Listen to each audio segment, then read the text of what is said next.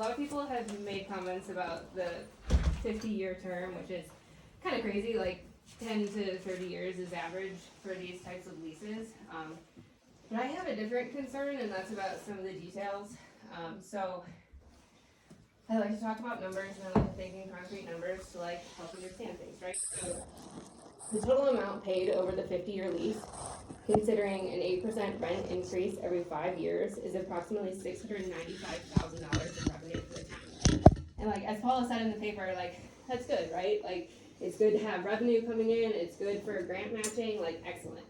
However, I feel really concerned about that 8% number. I'm not really sure where that came from. Typically, in a lease like this, the percent increase has to do with offsetting inflation, right? But as we all know, inflation is a big thing now. Today it just came out that for last month it was 3%. Over the last 50 years, the average rate of inflation has been 3.5%. That means that in order to effectively offset inflation, those 5-year increases would need to be 18%, not 8%, okay? With an 18% rent increase every 5 years, the total amount paid over the 50-year lease would be approximately $1.129 million. By not effectively negotiating or correctly accounting for inflation, you all left $433,000 on the table. That's a massive deal. And I wonder too where the $800 came from. My guess is that's what they offered you, right?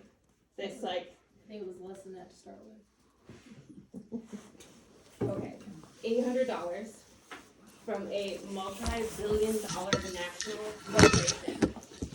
They told you what they wanted to pay, and you essentially said, okay.